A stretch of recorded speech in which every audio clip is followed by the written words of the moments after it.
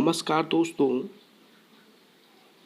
एक बार पुनः फिर से स्वागत है आपका अपने चैनल ह्यूमन क्रिएटर पर।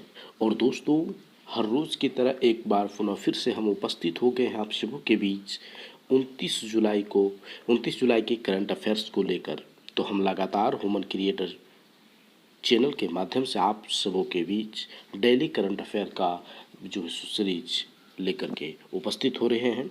तो उम्मीद है आप सभी अच्छे होंगे और हमारे हर एक वीडियो को देख रहे होंगे और अपने ज्ञानवर्धन के लिए उसका उपयोग कर रहे होंगे। तो चलिए बिना देर किए बढ़ते हैं हम और देखते हैं 29 जुलाई की करंट अफेयर से संबंधित उन महत्वपूर्ण तथ्यों को जो आगामी प्रतियोगी परीक्षाओं में आपसे पूछे जा सकते हैं। तो 29 जुलाई के महत्वपूर्ण करंट अफेयर्स के इस सीरीज का पहला प्रश्न है आप सबों के बीच कि कर्नाटक के नए मुख्यमंत्री के रूप में निम्न में से किसने शपथ ली। कहाँ के? कर्नाटक के, ध्यान रखिएगा, कर्नाटक के नए मुख्यमंत्री के रूप में निम्नलिखित में से किसने शपथ ली। इससे पहले बताना चाहूँगा, कर्नाटक आप सभी जानते हैं भारत का एक राज्य है और इसकी राजधानी बेंगलुरु है। कहाँ पे है? बेंगलुरु है। और बात करें इसके गठन की, तो इसका गठन किया गया था 1 नवंबर 1956 ईस्वी को। कब किया गया था? 1 नवंबर 1956 ईस्वी को इसका गठन किया गया था। यहाँ पे 30 जिले हैं। कितने जिले हैं? 30 जिले हैं। और राजभाषा की हम लोग बात करें यहाँ के, तो कन्नड़ है। क्या है? कन्नड़ है। इसे भी मुख्य रूप से आप ध्यान रखिएगा। ये कई आपके प्रतियोगी परीक्षाओं में पूछे जाते हैं। मुख्य रूप से सीटेट, जेटेट या इन स्टेट टेट है, उसमें भी दोस्तों ये मुख्य रूप से पूछे जाते हैं। बात करें तो हम लोग के बीच यहाँ पे ऑप्शन है कि फिलहाल में इसके नए मुख्यमंत्री कौन बने हुए हैं। तो ऑप्शन है बसवराज बोम्मई, जगदीश शेट्टार, लक्ष्मण सावदी और प्रहलाद जोशी। तो इसका राइट आंसर क्या हो जाएगा? बसवराज बोम्मई क्या हो जाएगा? बसवराज बोम्मई। बताते चले इनके पिता भी पूर्व में मुख्यमंत्री रह चुके हैं। इनके पिता भी जो सो पूर्व में मुख्यमंत्री रह चुके हैं। उनका नाम था एस.आर. बोम्मई। इनके पिता भी जो सो पूर्व में मुख्यमंत्री रहे हैं। वो कौन थे? एस.आर. बोम्मई जो है सो इनके पिता थे, वो भी मुख्यमंत्री रहे हैं। मुख्य रूप से बात करें तो एक इम्पोर्टेंट फैक्ट यहाँ पे मैं आज इसके विषय में बता रहा हूँ कि आप जानते होंगे कर्नाटक में ही सारावती नदी पर, कहाँ पर, किस नदी पर? याद रखिएगा, कर्नाटक में ही सारावती नदी पर जो जोग या गरसोप्पा जोग प्रपात जो है सो यहाँ पर अवस्थित है। तो नेक्स्ट प्रश्न है आप सबों के बीच कि गुजरात कॉडर के किस वरिष्ठ आईपीएस अफसर को दिल्ली पुलिस का नया आयुक्त बनाया गया है। क्या पूछ रहा है कि गुजरात काडर के किस वरिष्ठ आईपीएस अफसर को दिल्ली पुलिस का नया आयुक्त बनाया गया है। देखिएगा, ये बड़े फेमस आयुक्त रहे हैं। इनका कार्य भी पीछे बहुत फेमस रहा है, बताएंगे हम आगे। मगर इस बीच ऑप्शन है आप सबों के बीच मनु महाराज, चंद्रभूषण सिंह, राकेश अस्थाना, अरविंद कुमार चौहान। तो बताते चलो दोस्तों, इसका राइट आंसर क्या हो जाएगा? राकेश अस्थाना। जी हाँ दोस्तों, राकेश अस्थाना। तो राकेश अस्थाना का संबंध बताना चाहूँगा दोस्तों, झारखंड से भी रहा है। कहाँ से रहा है? झारखंड से भी रहा है। और इन्होंने झारखंड से ही आप जानते होंगे बहुत फेमस ही विद्यालय है नेत्रहाट विद्यालय। तो नेत्रहाट विद्यालय से इन्होंने जो है सो तैयारी किया हुआ था। 10वीं तक ये नेत्रहाट में पढ़े। उसके बाद देखते हैं हम लोग कि 10वीं के बाद ये चले गए आपके जो रांची में सबसे फेमस एक तरह से कह सकते हैं विद्यालय है, वो भी है संत जेवियर्स। ये जो जानते हैं हम लोग संत जेवियर्स जो हम लोग जानते हैं, वहाँ पर इन्होंने पढ़ाई की हुई है। उसके साथ ही बताते चले कि ये गुजरात काडर के जो रहे हुए हैं, वो गुजरात काडर के जो रहे हैं वो 1984 बैच के आईपीएस रहे हुए हैं। 1984 के बैच के आईपीएस हैं। तो मुख्य रूप से इनका फेमस इस विषय में भी है कि इन्होंने सीबीआई और बीएसएफ, क्या है? सीबीआई और क्या है? बीएसएफ का जो है सो महानिदेशक के पद पर भी ये रहे हुए हैं। तो सीबीआई और बीएसएफ के महानिदेशक के पद पर रहे हुए हैं। मगर इनकी मतलब ख्याति इनकी या तो प्रसिद्धि इनकी बहुत ज़्यादा तब हो गई जब इन्होंने, हम लोग जानते हैं, चारा घोटाला कांड हुआ था जो लालू यादव के टाइम में मुख्यमंत्री जब बिहार के लालू यादव रहे थे, उस समय चारा घोटाला का ये जो मामला हुआ था, उस समय इन्होंने जो उस खिलाफ लालू या तो चारा घोटाला में लालू के खिलाफ जो सो चार्जशीट दाखिल किया था। किसने? राकेश अस्थाना ने। और उसी समय से इनको बहुत ज़्यादा प्रसिद्धि मिली हुई थी। बढ़ते हैं नेक्स्ट प्रश्न के लिए, मगर इस बीच बताना चाहूँगा दोस्तों, अगर अभी तक आप हमारे टेलीग्राम चैनल से नहीं जुड़े हुए हैं तो हमारे टेलीग्राम चैनल से अतिशीघ्र जुड़ लें। इसके लिए आप हमारे टेलीग्राम चैनल से जुड़ने के लिए व्हाट्सएप ग्रुप से जुड़ सकते हैं, नीचे लिंक दिया गया है। वहाँ से जुड़ने के बाद आप सीधे ये पीडीएफ पाते हैं और इस पीडीएफ में पाने के बाद सीधे आप यहाँ से टेलीग्राम चैनल से जुड़ सकते हैं। टेलीग्राम चैनल से मुख्यतः जुड़ने का आपको सबसे बड़ा बेनिफिट ये रहेगा कि दोस्तों, अगर आप नए हैं तो भी आप सभी पुराने पीडीएफ जो टेलीग्राम पर डाले गए हैं उसे एक्सेस करके पढ़ सकते हैं। सबसे बड़ी खूबी ये है। और रह गया कि आगे जितने भी पीडीएफ या फिर यूट्यूब में जो हमारे वीडियो शेयर किए जाते हैं डेली करंट अफेयर्स के, उसके जो है सो आपको लिंक वहाँ पे रेगुलर मिलते रहेंगे। और तो इस तरह से आप हमारे टेलीग्राम चैनल से जुड़ सकते हैं। अगर ऐसे हमारे टेलीग्राम से चैनल से आप जुड़ना चाहते हो तो ह्यूमन क्रिएटर लिख करके सर्च कर सकते हैं, वहाँ पे आपको हमारा चैनल ज़रूर दिखाई देगा। तो बढ़ते हैं आगे, देखते हैं नेक्स्ट प्रश्न क्या है आप सबों के बीच। कह रहा है कि हाल ही में किस केंद्रीय मंत्री ने सोहरा, यानी कि जो चेरापूंजी में पड़ता है, में ग्रीन सोहरा वनीकरण अभियान लॉन्च किया है।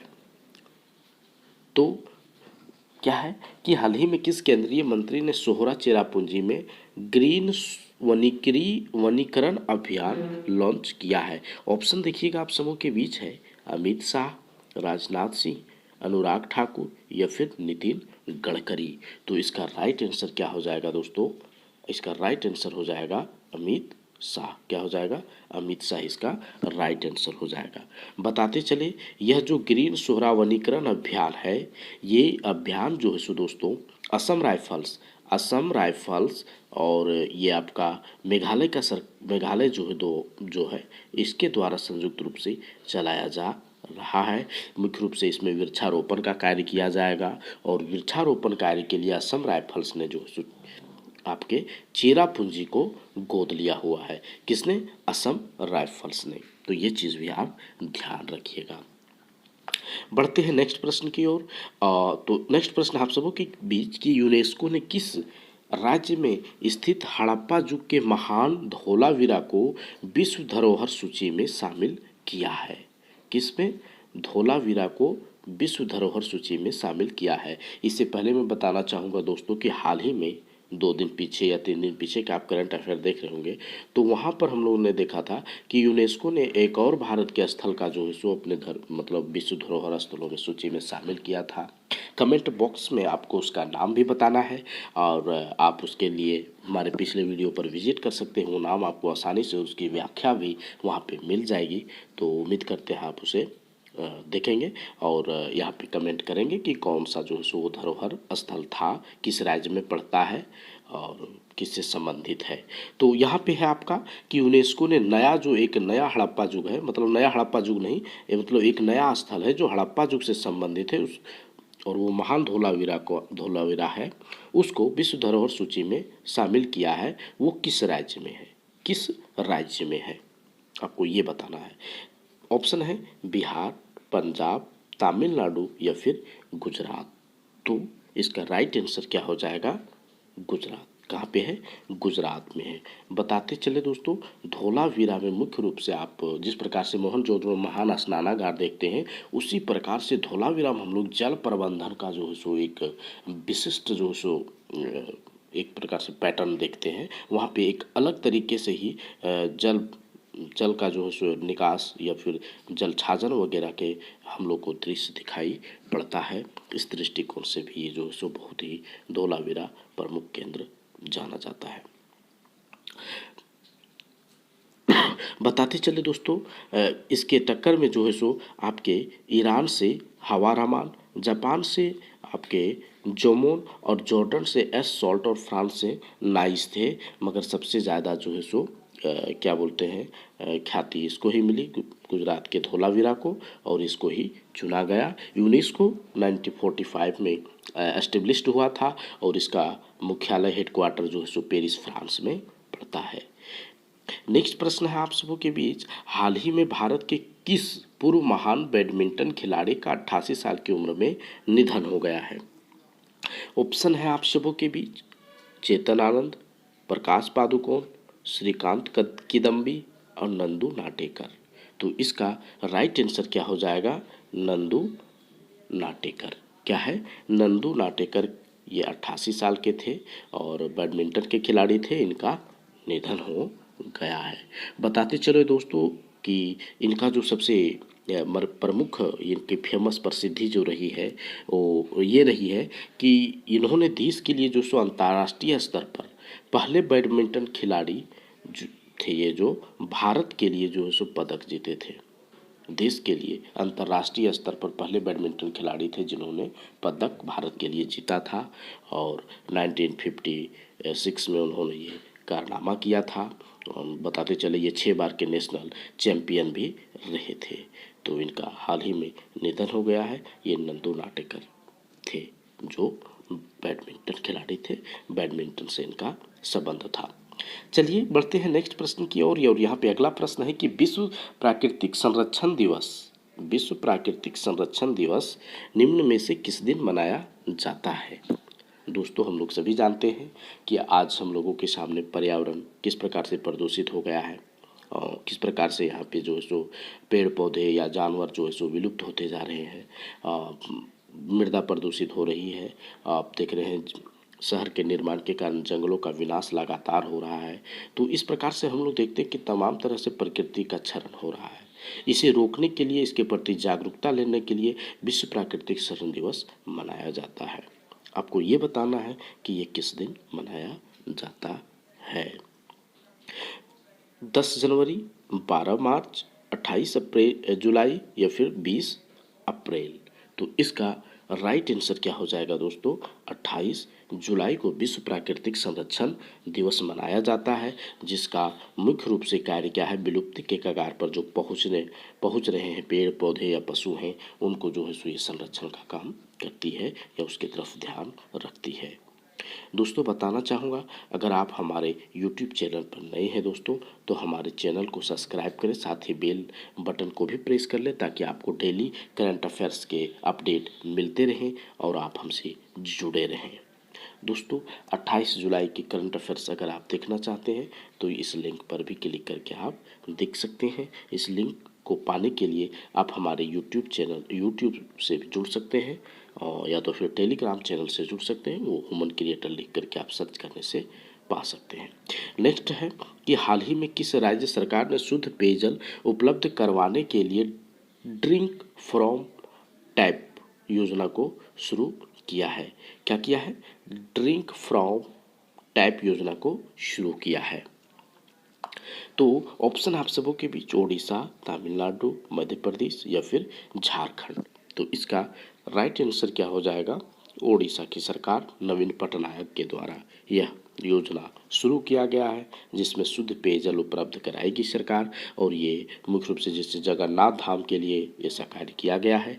जगन्नाथ धाम जिसे हम लोग मुख्यतः पुरी के तौर पर भी जानते हैं, यहाँ पे जो सरकार हर घर में, पूरे शहर के हर घर में नल से स्वच्छ जल की व्यवस्था करेगी। बताते चले ये जो सो हर घर में जो सो नल से स्वच्छ जल की व्यवस्था करने वाला पूरी देश का इस तरह से पहला शहर भी बन जाएगा, पहला शहर बन जाएगा पूरी। तो बढ़ते हैं नेक्स्ट प्रश्न की ओर और के देखते हैं आज का आपका ये आखिरी प्रश्न है। कह रहा है कि अंतर्राष्ट्रीय मुद्रा कोष IMF ने क्या है? अंतर्राष्ट्रीय मुद्रा कोष IMF ने वित्त वर्ष 2021-22 के लिए देश की GDP ग्रोथ रेट निम्न में से कितने प्रतिशत रहने का अनुमान लगाया है? ऑप्शन है आपके बीच 8.5%, 9.5%, 7.5% या 6.5%। तो दोस्तों इसका राइट आंसर क्या हो जाएगा? 9.5% का ये अनुमान जताया है। तो मिलते हैं कल फिर एक नए वीडियो के साथ दोस्तों। अगर आप आपको किसी तरह की इस वीडियो को देखने में या किसी अन्य तरह की त्रुटियों के लिए आप यदि अपना सलाह देना चाहते हैं या बताना चाहते हैं तो कमेंट बॉक्स में हमें अवश्य लिखें, हमें आपका इंतज़ार रहेगा। साथ ही दोस्तों वीडियो को अधिक से अधिक शेयर करें, लाइक करें या अपना कमेंट करें, ताकि हमारा उत्साहवर्धन हमेशा बना रहे और हम आप लोगों के बीच इसी तरह से हर रोज़ उपस्थित होने का प्रयास करते रहें। तो मिलते हैं कल फिर एक नई वीडियो के साथ, डेली करंट अफेयर्स के सीरीज़ के साथ। तब तक के लिए हमें इजाज़त दीजिए, अपना ख्याल रखिए। बहुत बहुत धन्यवाद।